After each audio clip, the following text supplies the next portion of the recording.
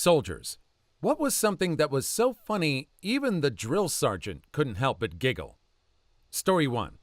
Pv2 Thomas had been a problem since basic training when he acted as patient zero for a particularly virulent strain of crud and pink eye. He had been the only person to fail his Phase 4 inspection because no one wanted to fail the inspection that would give you back some basic semblance of freedom, such as being allowed to leave the barracks area on the weekend or getting to skip the hour-long bed check. His explanation in that case had been that he had been playing Magic the Gathering in the day room with his friends. Usually a failure was shared by the entire room, but that time the drill sergeant let it pass. The drill sergeant himself had a glorious, bushy mustache, the kind that would be proud to sit atop Sam Elliott's lip and spoke with a labored drawl. In addition to the usual stock phrases common to all drill sergeants, "I've got games, privates, games for days, I've got more games than Milton Bradley," he had a few of his own.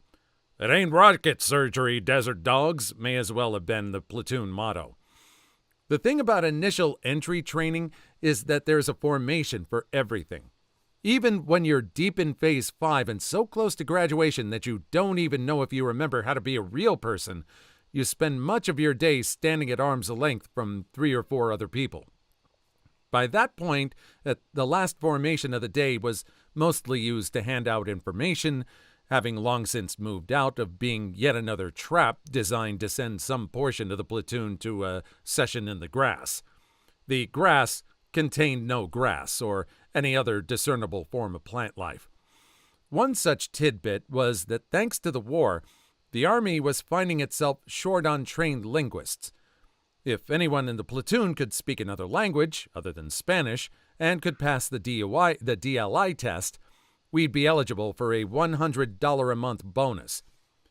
Pv2 Thomas raised his hand and when called upon asked, "Does Klingon count, drill sergeant?" The drill sergeant blinked and stared, not saying anything. The fury we would have expected a month earlier never came. He just stared, his mustache twitching at the corners. The platoon didn't move, didn't even dare to breathe, and none of us were quite certain that we'd heard the question correctly. "No," the drill sergeant finally rumbled, a smile finally peeking out from his mustache. "Klingon does not count." He started to go on to the next item, but shook his head. "Just push, Thomas. Push until you expire." He rattled off the rest of what he had to say and dismissed the rest of the platoon. I went into the barracks to change clothes, and as I headed towards the DFAC, I passed Thomas raking neat lines in the non-existent grass, shouting various words in Klingon as the drill sergeant requested them. And now I'm wondering if Klingon speakers could be used for encoded communications, like the Navajo Code Talkers. The Code Talkers, yeah? Well, I don't know. As far as made-up languages go, maybe it would be Valerian these days, but then you'd have the question about whether it would be High Valerian or Low Valerian. Story 2. 1995, Fort Leonard Wood, Missouri. Halfway through basic. Just finished up lunch at mess hall, and about 10 of us are waiting outside. Information for the rest of the company. Delta Company marches up, flies into mess hall. Last guy runs past us, and one of our guys says in drill sergeant voice, "Where do you think you're going, Private? You don't run in front of another company." Delta guy pauses, then continues on when Delta drill sergeant marches over with, "Who said that?" Mouths agape, not wanting to rat out our guy, but not wanting to do push-ups after lunch either. We all look around silently. Drill sergeant, "Who said that?" Us. Drill sergeant, "Who said that?" Private A slowly raises hand. Us, staring. Drill sergeant, "Come here, privately. Who do you think you are?" "Beat your face, Private. Beat your face." Private, eyes go wide. Long pause. Drill sergeant, "You hear me? Beat your face, Private." Private looks at hands, then back at drill sergeant. Drill sergeant, "Beat your Face! Us, silently imploring him. Private looks at his hands and back at Drill Sergeant again. Drill Sergeant steps closer. Private starts punching himself in the face hard. Us. What the hell? Drill Sergeant trying to hold back laughter. Whoa, Private. Hold on. You don't know what beat your face means? Private A shakes head. Drill Sergeant. Push-ups, son. Push-ups. Give me 10. This would be me. This would be me, too. I think maybe these two were from two different places where I don't know how common beat your face is, to be honest. How common is that in the service? Is it possible to go through basic training and not know what beat your face means? Story 3. We were all sitting in the classroom cleaning our weapons when the drill sergeants rushed in and told us to form up outside now. We all bust butt to get the outside line up and ready to go. Couple minutes later, the drill sergeant comes out holding a deity-damn rifle. One of our air wasters left his freaking rifle inside the classroom. Which one of you slack-jawed numbnuts doesn't have their rifle? The soldier identifies himself, and he's called up and directed to smoke all of us. Beautiful thing about the Army. You mess up, and everyone else pays for it. So he's up there about to smoke us, but instead, he's just frozen. Eyes as big as saucers. Well, what'll it be, Gomer? Silence. Drill Sergeant is ticked and gets in his face and tells, for a minute, Now get at it, he concludes. The soldier is frozen, but the silence is broken. The soldier lets out the longest and most cartoonish fart I've ever heard. We all do our best to stifle our laughter as we prepare for the hell show that's coming. Drill Sergeant says nothing, though. Then he cracks a smile. Get the hell back inside, now! 40 rounds, Drill Sergeant. At least he gave the air back. I guess that was saving grace for him. And for the whole platoon. Just somehow making someone laugh so much that, all right, we'll let it slide for now. Hopefully that was, I wonder if he learned how to do that on cue to try and get out of other situations after that. I'd probably learn how to do that if that got me out of situations. Story 4. We had a kid whose name was Lackey. I kid you not. Lackey looked like an egg had grown stubby arms and legs and a head, but no neck. He was whiny, dumb as hell, and talked like a robot who smokes a pack a day. He probably had some kind of learning disability, but was pushed into RTC by a recruiter trying to meet his quota. Should not have been there. Anyway, this kid couldn't do any physical activity to save his life, and usually refused to try. One day, while we were being beaten for who knows what, our oldest, meanest, saltiest RDC absolutely had it with this one day and started verbally berating this kid, trying to get him to do just one push-up. Lackey starts getting all panicky and flustered, but still wouldn't even try to do a push-up. Lackey finally blurts out, I can't. I'm gonna have a heart attack. Our RDC responds without missing a beat. That's okay, Lackey. I know CPR. And just starts rhythmically stomping his foot on the ground, implying that his version of CPR will be done with his foot, not his hands. Lackey, staring at the floor in the push-up position, is absolutely scared to unaliving and lets out the nastiest-sounding, wettest fart I have ever heard. We all are desperately trying not to laugh, but we all make the mistake of looking at the RDC, who is literally gagging on the smell. We all lost it, including the other two RDCs in the room. The laughter did die off once we got a whiff of Lackey's fart. I seriously smelled like a small rodent perished in his butt. Needless to say, Lackey did not make it through boot camp, which is probably a good thing for him and the U.S. Navy. We had a guy like that when I went through BMT. Wound up getting discharged after his 4th week. Apparently, he was abused intimately as a child and his mental state wasn't all there. Story 5. Well, one time when I was in basic training, my petty officer was going around asking questions to people. If you got it wrong, everyone had to do push-ups. If you got it right, he just moved on to the next person. I was in panic mode because all the questions before now had been really difficult. Or maybe I was just stupid. In retrospect, I'm inclined to believe the latter. Anyway, my turn came up and the interaction went as follows. Petty officer: Dandy Lou, what is the Navy's birthday? Me, ecstatic because this is one of the few bits of trivia my brain has decided to retain, relieved. Sir, October 13th, sir. Petty officer: What year? Me, without missing a beat. Every year, sir. The room was quiet for a moment as the horror sank in. Everyone laughed at me. The petty officer laughed at me. Not a mocking laughter, but a sincere, oh my word, I can't believe you're this stupid kind of laughter. I wanted to expire. I had to do a lot of push-ups. That's a classic. Story 16.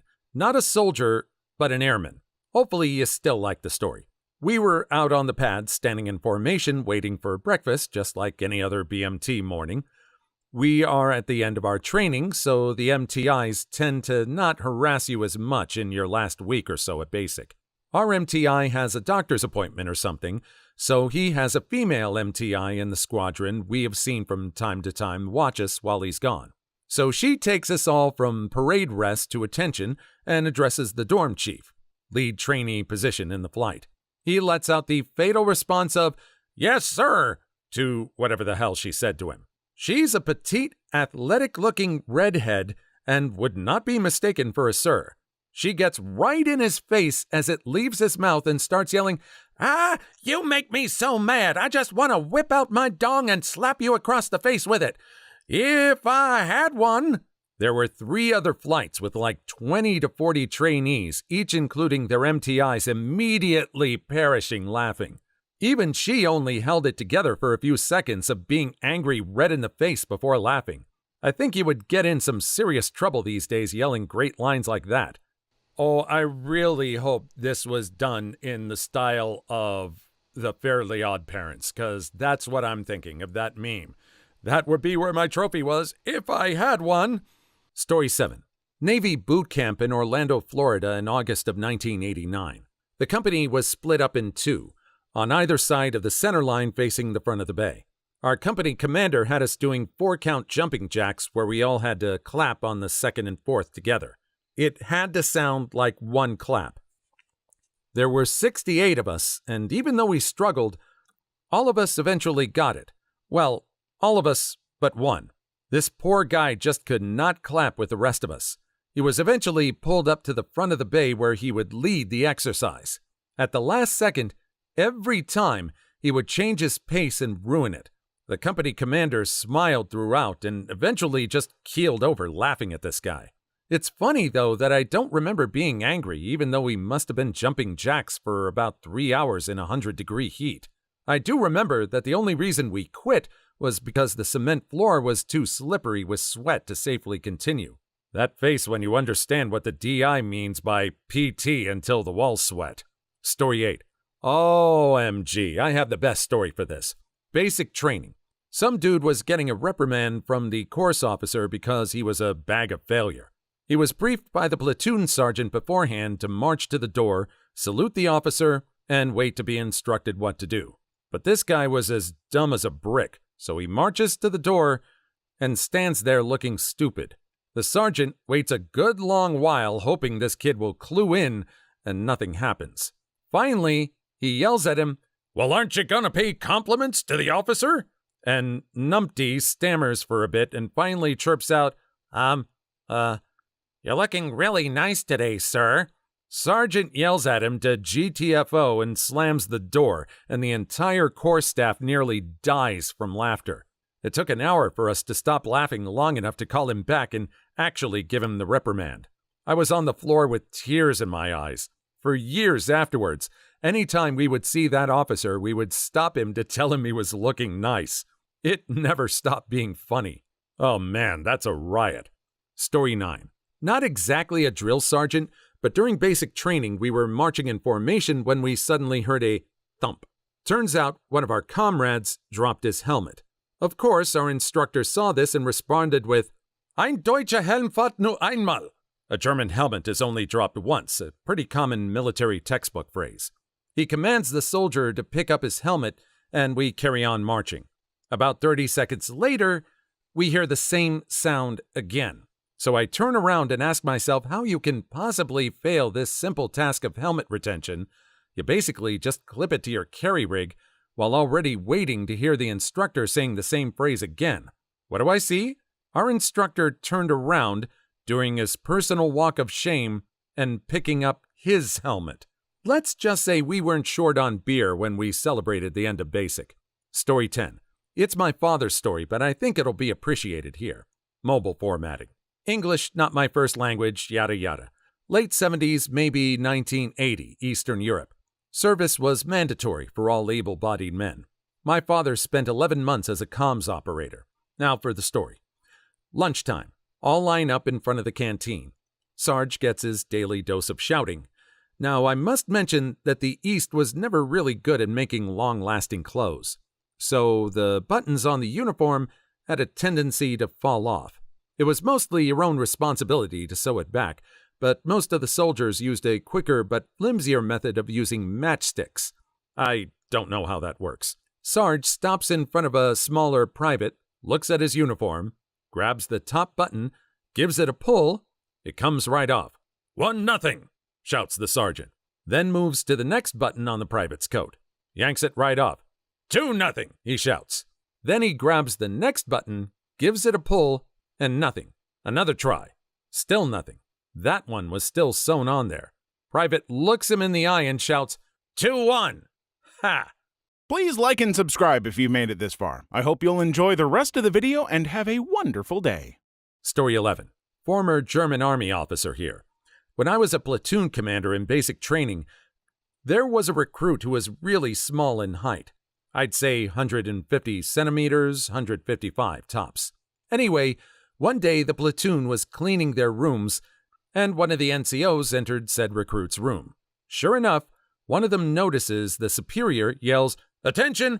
and everyone stops what they're doing and goes into attention.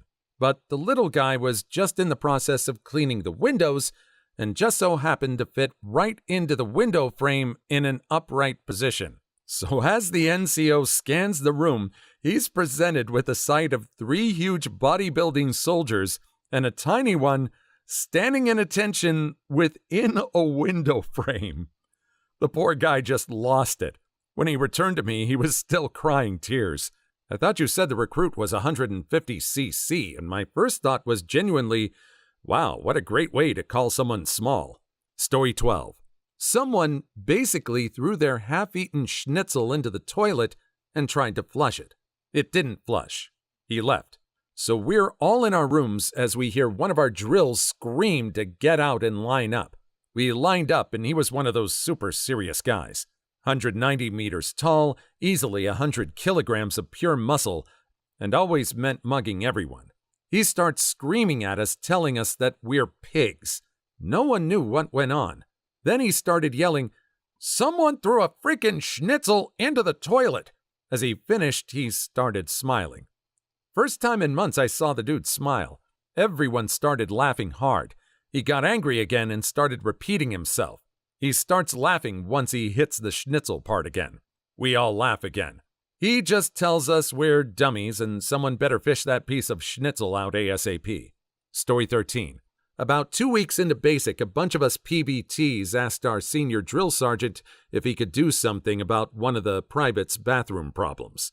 This kid, 17 at the time, would take a deuce every morning after PT, and it smelled so bad no one could stand going in there.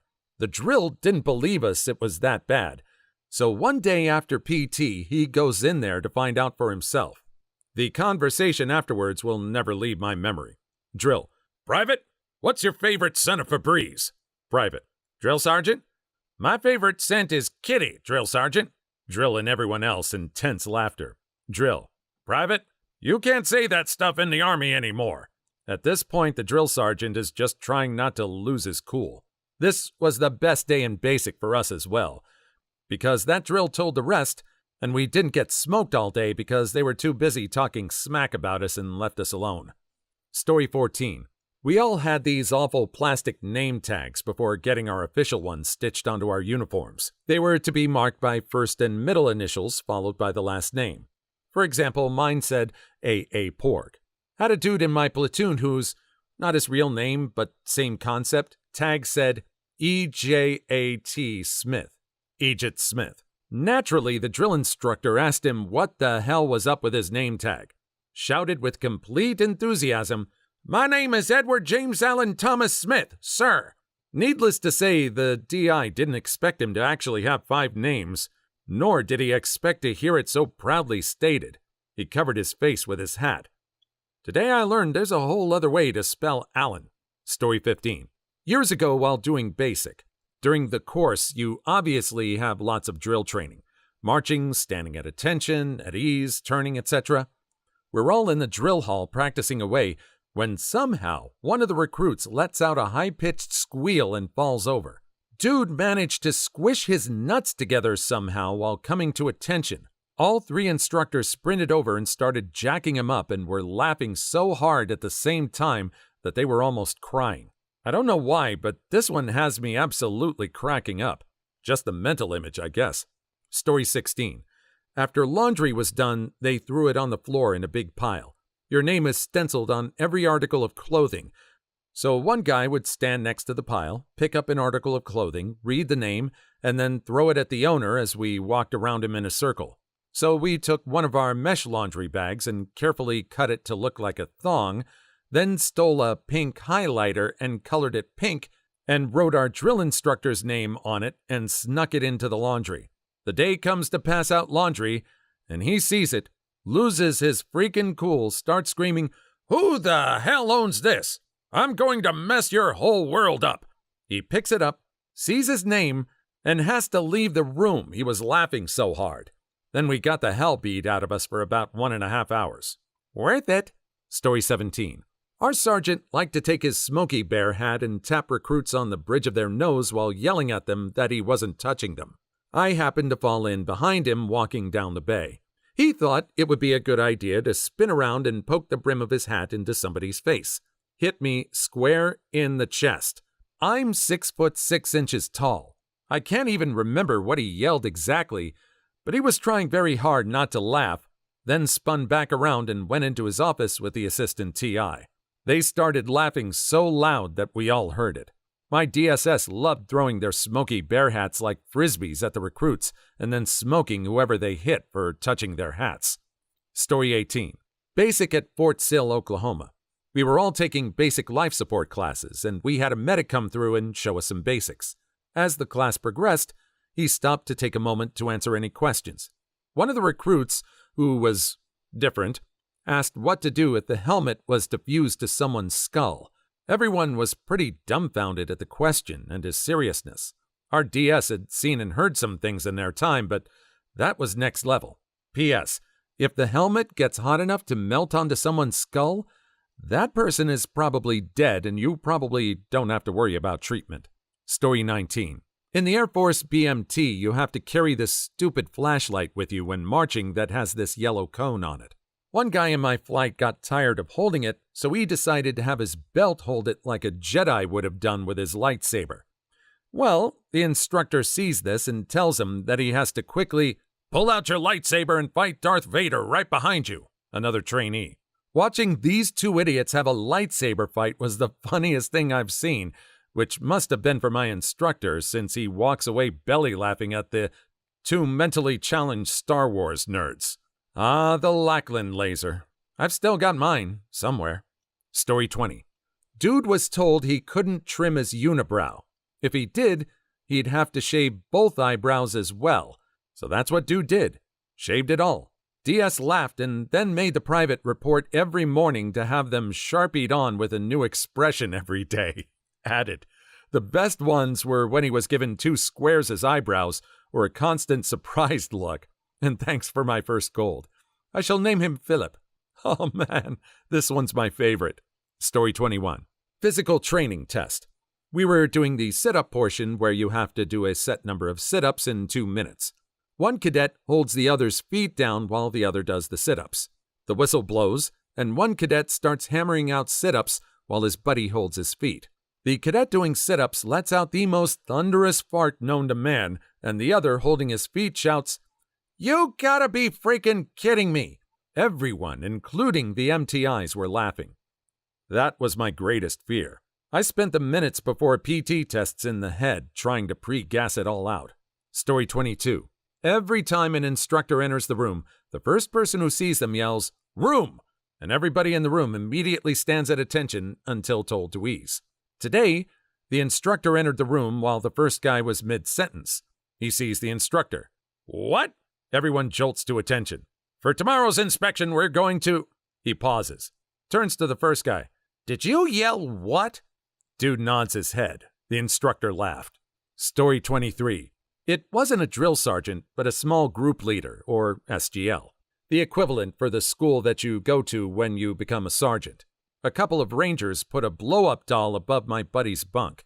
The SGL was hinted that there was contraband in the room. The SGL came in swinging a golf club and poking ceiling tiles. Out drops a blow-up doll with "Shut up, shrew" written in duct tape over its mouth. My friend laughs and says, "That ain't mine." They flip the doll over and it says "Will's shrew" on its butt. Story 24.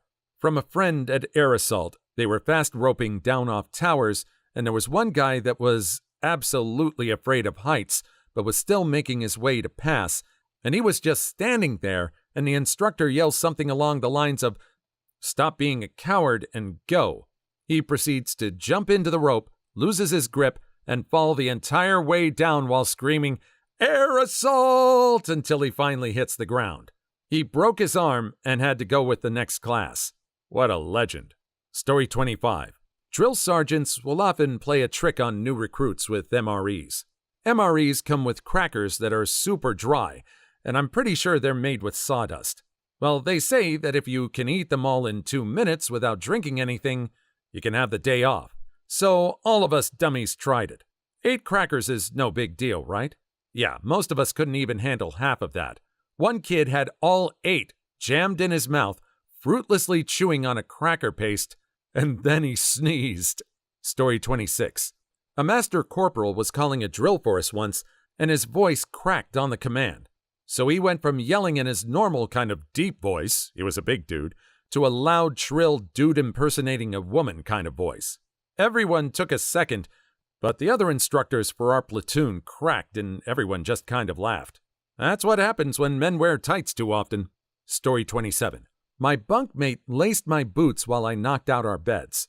I guess he messed up because I was getting yelled at. "Trainee late brush? Are you freaking mentally challenged? Say you're mentally challenged." "Sir, I am mentally challenged." He ran to the office covering his face from the laughter.